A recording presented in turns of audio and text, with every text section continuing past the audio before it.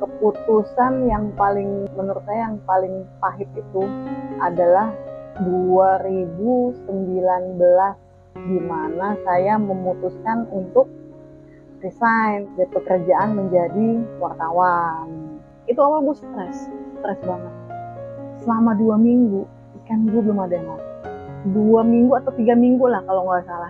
Tapi gue ingat sekali ya, ada 2 orang pertama yang membeli ikan gue, hanya pecah telur kan. Gue ingat banget ya, sampai sekarang gue masih ingat. Yang membeli ikan gue tuh Dokter Anita sama Pak Kurniawan Subrata, orang Bandung. Dari situ gue dapat sebesar 150.000. Kebutuhan gue ini banyak, dan pada saat itu gue pesimis, bisa nggak gue menghidupi anak gue sama kebutuhan gue dari berjualan ikan. Memang semuanya tuh nggak nyangka perjalanan gue ini bisa sampai sejauh ini sebagai seller ikan. Nggak ada yang nyangka. Bahkan penghasilan gue sebagai wartawan itu kayaknya jauh ya, mendingan jadi seller ikan. Kalau menurut gue kayak gitu, jauh sekali. Banyak nih yang lucunya gini nih, yang lucunya banyak orang tuh ya menyangka gue ini Bang Eja. Jarang ada yang tahu kalau ini sebenarnya gue cewek yang maintain IG-nya Reza Goldfish Farm NC itu ternyata cewek. Jadi gue bisa dibilang layar belakang, atau bisa dikatakan gue adalah woman behind content creator dari Reza Goldfish Farm. So where is all the positivity? I feel like we all just hate on everything, it's killing me. Thoughts build quick, causing different possibilities. Negative thoughts will cause different disabilities. So do better, work hard under pressure. If you got no time, work smarter than ever. Don't ever let them tell you that you can't ever say never. And turn your mind into the truest to go-getters. Never stop, I'll get it if I want it. Gotta make to myself a promise. I won't quit, keep going till I got it. I won't give up till I'm on top, yeah. You know I'm always honest. There ain't no way I'm ever stopping. I won't quit, keep going till I got it. I won't give up till I'm on top, yeah.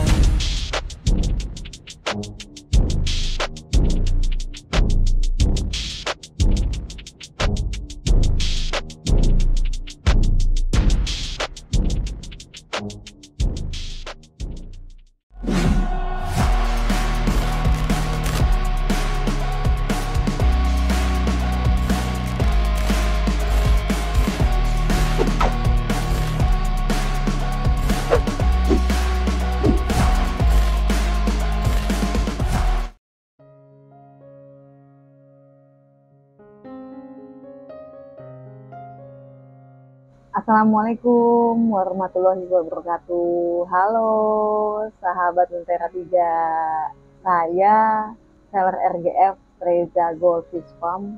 Nama saya itu sebenarnya Reni Sundayani, orang Batak, tapi nama panggung jualan Emma Reni.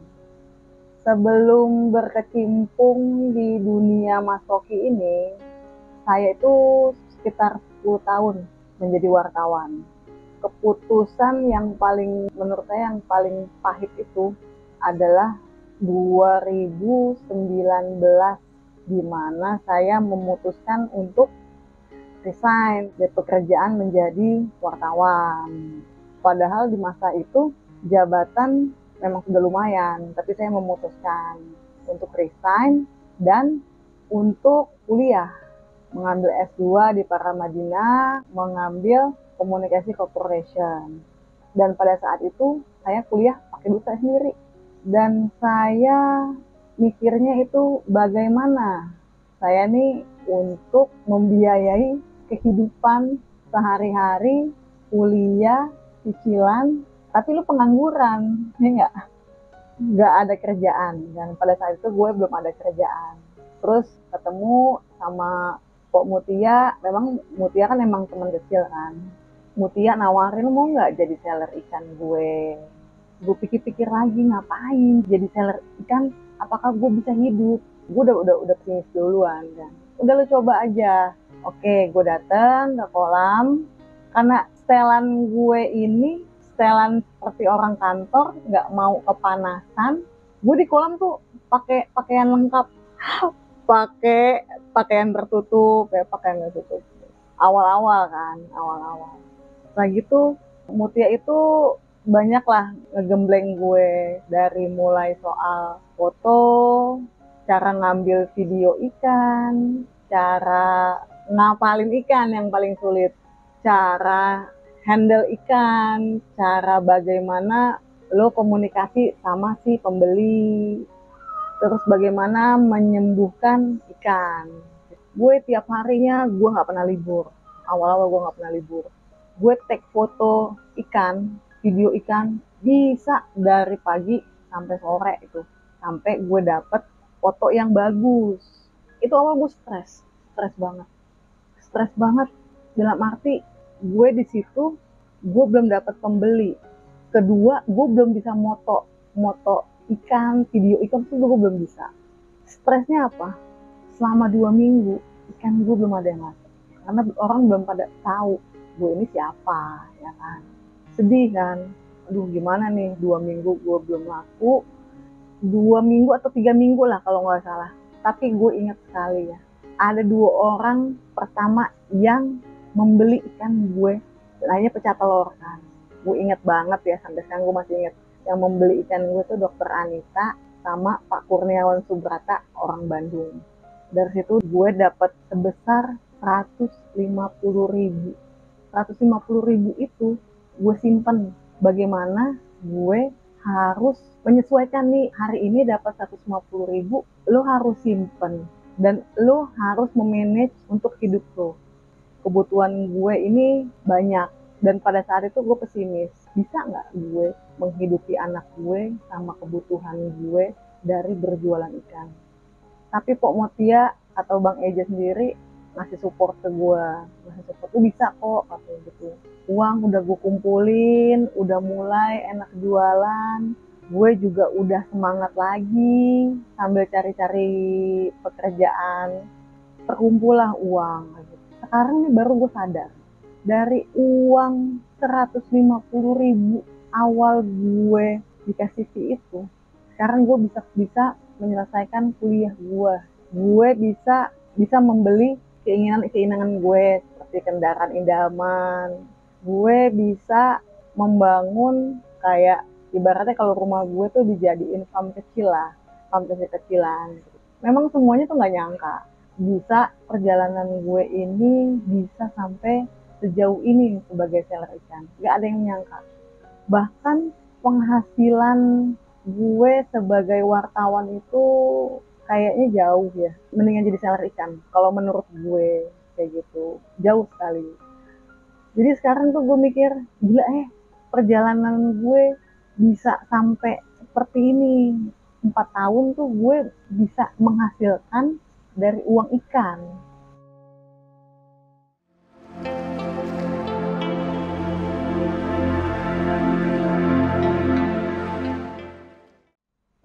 Setelah gue berkutit menjadi seller RGF ini, gue ada keinginan besar lah. Keinginan besar, harapan besar di RGF sendiri. Bagaimana RGF itu harus maju. Pertama yang gue ubah, karena gue sebagai mantan wartawan, ini Mpok sama Bang Eja sendiri, dia jualannya konvensional. Ya udahlah, gue bikin platform sosmed dari TikTok, gue bikin IG sendiri dengan nama Reza Goldfish Farm Fancy. Gue bikin Tokopedia untuk sebagai transaksi kayak gitu. Dari situ gue inisiatif untuk membesarkan RGF dan mengisi semua platform medsosnya si RGF. Salah satunya yang gue maintain selama ini akun Reza Goldfish Farm Fancy, itu memang yang gue pegang. Dari awal gue bikin itu, yang follow gue itu seinget gue cuman ada 75 orang. Akhirnya gue bikin foto-foto ikan semenarik mungkin biar orang tertarik. Nah, bayangin ya, dalam 1 hari itu gue bisa berkali-kali untuk video hapus. Kalau gue ini hasil fotonya gue akan hapus lagi. Bisa sampai 10 kali. sampai si ikan itu presisi gitu loh, presisi dorsalnya di atas, ekornya lagi megar-megarnya. Gue ulangin tiap hari seperti itu ya, karena kan gue mengerti ya, kita tuh jualan online, bahwa packaging kita juga harus bagus. Makanya kenapa gue menciptakan Instagram Reza Goldfish Farm Fancy ini harus rapi, serapih mungkin. Gue nggak mau tuh yang namanya foto tank gue kotor, banyak lendir. Gue nggak mau. Karena itu satu prinsip gue adalah gue jualan online. Packagingnya harus bagus, orang ngelihatnya harus tertarik. Setelah gue berkutat dengan rutinitas sebagai seller itu, gue mikir juga gitu ya, bosen nih gini-gini aja, gue harus ada ada target nih, ada target mengembangkan platform Instagram Reza Goldfish Farm. Ya udah, gue isi konten-konten yang mungkin awalnya lucu-lucu, iseng-iseng kan gue isi. Akhirnya ada yang request, kayaknya kontennya harus edukasi. Akhirnya gue selipin tuh konten-konten edukasi di Instagram, konten-konten edukasi bagaimana mengatasi ikan sakit, cara water change, atau review dari beberapa produk, itu gue isi gitu. Ibaratnya apa ya, gue dengan si akun IG ini gue sangat mencintai, ngerti nggak? Dan sangat gue manage. Hingga alhamdulillah tuh dari 2019 sampai sekarang followernya sudah mencapai hampir 20.000. Banyak nih yang lucunya gini nih, banyak orang tuh ya menyangka gue ini Bang Eja, gue ini Reza. Jarang ada yang tahu kalau ini sebenarnya gue cewek yang maintain IG-nya Reza Goldfish Farm Fancy itu ternyata cewek. Jadi gue bisa dibilang layar belakang. Apa ya? Orang di balik dari konten kreatornya Reza Goldfish Farm ya. Atau bisa dikatakan gue adalah woman behind konten kreator dari Reza Goldfish Farm.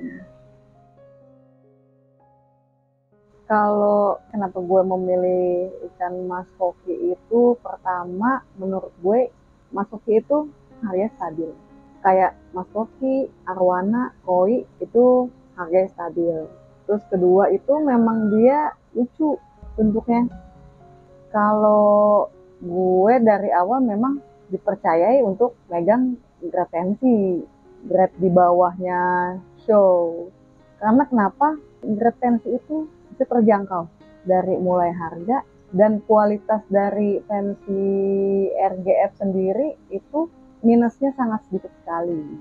Tapi kalau misalnya gue menjual show itu memang hanya orang-orang tertentu aja, karena kan itu harganya kan agak mahal. Jadi gue memilih grade pensi kan karena gue pikir semua orang bisa terjangkau untuk membeli ikan. Dan RGF sendiri yang notabene ya, yang banyak dibilang ikan yang mahal-mahal, nggak selalu juga. Karena di RGF sendiri kalau netizen lihat itu ada yang di bawah harga pensi yang jual fiber 6, dan itu yang komersial grade ya, itu harganya terjangkau sekali. Jadi RGF sendiri menyediakan wadah ibaratnya pemula-pemula yang pengen ikan cantik tapi murah. Ikan-ikan dari fiber 6 itu paketan, di grooming lagi bisa dijual. Jadi konotasi ikan RGF mahal tuh kayaknya nggak juga deh ya.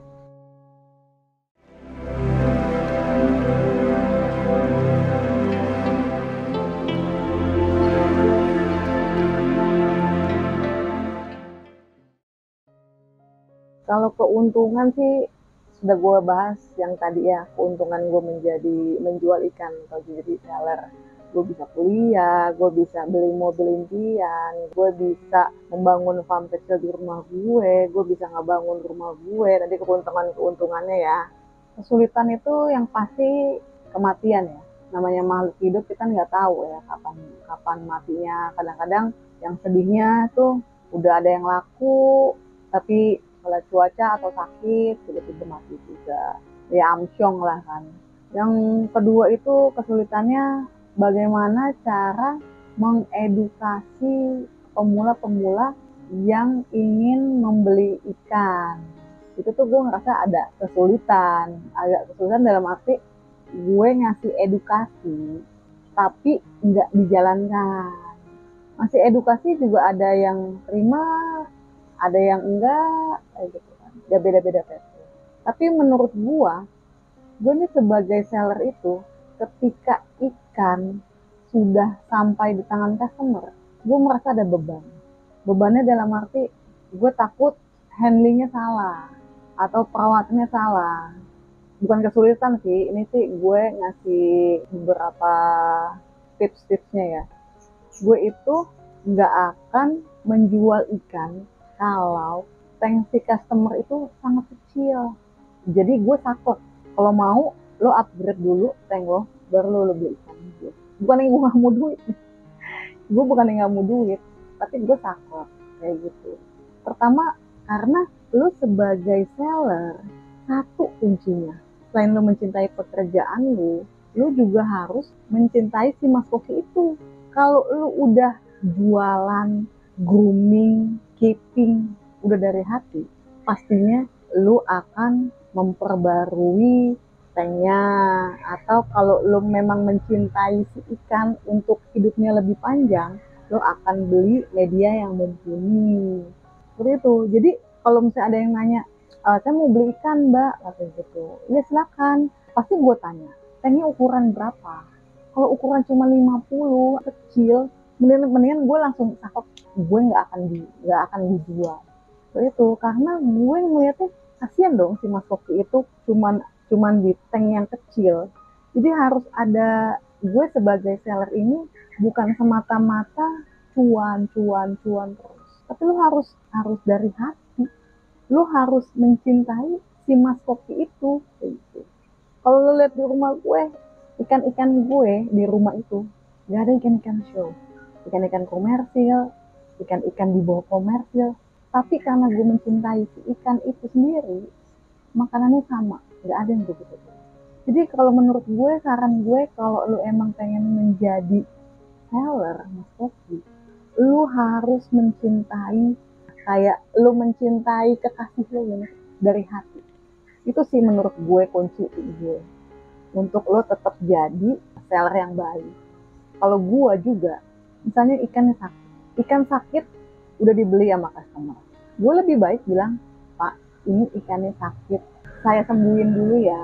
Kalau memang yang nggak sembuh dan dia mati, gue bertanggung jawab, Pak mau refund atau mau ganti ikan lagi. Jadi benar-benar kalau seller itu harus jujur apa adanya. Memang ada yang nanya kan, ada yang nanya, Mbak, ini kekurangan ikannya apa? Gue jawab jujur, Pak, ikan pensi yang Bapak beli itu kurangnya di dorsal ini, di ekor ini, pasti gue akan jujur. Jadi kalau gue tuh, ya gue bermodalkan ya apa adanya, gue ngomong apa adanya, dan gue juga harus jujur kalau misalnya kondisi ikan seperti ini, kayak gitu. Insya Allah kalau lo jualan dengan jujur dan lo mencintai si Mas Koki, insya Allah ada jalannya. Kalau rencana sih mudah-mudahan kalau ada rezekinya ya pengen bangun palut lah kayak Goldfish Hunter. Kayak mirip kayak RGF gitu.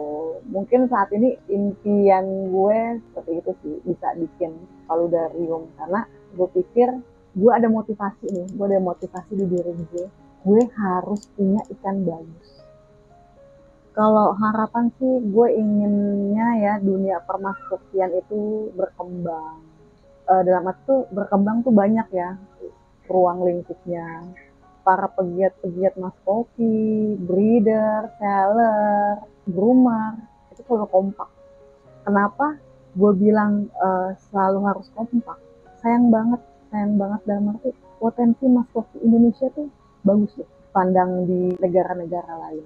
Tapi yang gue harapin sih itu guyup aja kayak gitu. Karena sayang banget kalau misalnya kita ngomongin Mas Koki tapi di dalamnya itu kita nggak kompak.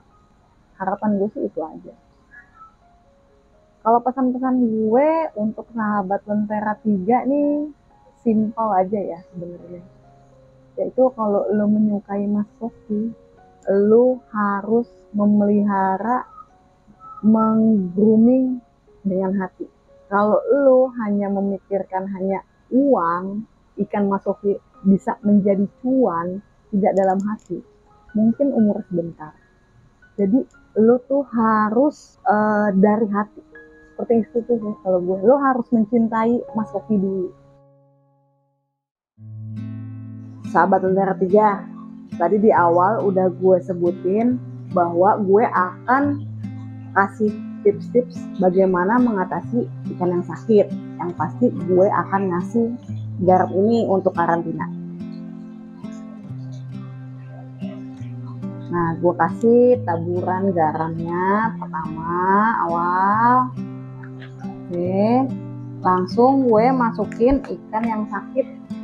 Nih, jadi gue ambil ikannya yang sakit. Ini gue lihatnya, kita sebagai pecinta ikan harus peka ya. Ikannya sakit. Ini ikannya sakit udah 2 hari. Ini suka kebalik-balik juga dan dia muyung diam aja. Jadi gue akan karantinain ikan di tank terpisah ya. Wajib di tank terpisah biar nggak nular sama yang lainnya.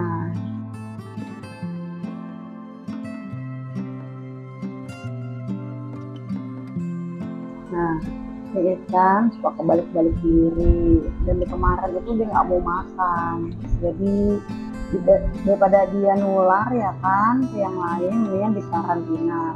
Biasanya gue habis dikasih garam, ikan dimasukin, gue nambahin heater. Biasanya gue pakai heater ini, gue pasang, colokin. Nah, ini gue setelnya itu 30 derajat, 30 nih, bukan 30 derajat sih, 30 deh kehangatannya, 30. Gue pasang, nah. Enggak, gue kasih makan dulu sih biasanya. Ini di atas kondisinya ikan lagi sakit, ya kan. Udah dipasang heater, biasanya nggak gue kasih makan dulu ikannya. Kalau udah agak enakan, gue kasih makan dikit-dikit. Biasanya setelah gue kasih garam dan heater, biasanya gue kasih antibiotik lah satu butir ya kan. Nah, bagi teman-teman kalau yang mengikuti tips dari gue, sehabis dikasih antibiotik itu besok wajib tuh ganti airnya 30% lagi. Setelah diganti air baru lagi, kasih obat lagi. Nah, gue juga menyarankan nih untuk teman-teman yang ikannya lagi sakit, gue sih menyarankan punya filter talang sederhana aja kayak gini. Biar talang sederhana, cuman modalin pakai kapas aja, biar ada sirkulasi dari air jadinya gitu.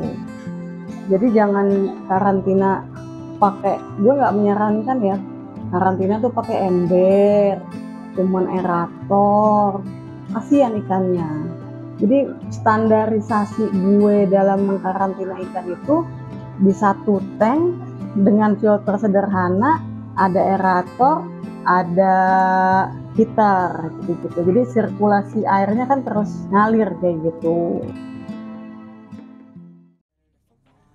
Halo sahabat Lentera 3, mudah-mudahan apa yang tadi gue omongin itu bermanfaat dan bergizi ya, isinya kayak gitu. Bagi kalian yang mau membeli ikan-ikan fancy, bisa dicek di Instagram Reza Goldfish Farm. Dan untuk ikan-ikan kontes, show, bisa DM langsung ke Reza Goldfish, akun Reza Goldfish dan Goldfish Hunter. Nah, bagi kalian yang ingin memulai bisnis untuk membeli ikan-ikan komersil, bisa membeli di akun Fiber6. Jangan lupa untuk subscribe, Lentera 3 dan bunyikan loncengnya. Play the game, bro. Never stop, I'll get it if I want it. Gotta make to myself a promise. I won't quit, keep going till I got it. I won't give up till I'm on top, yeah.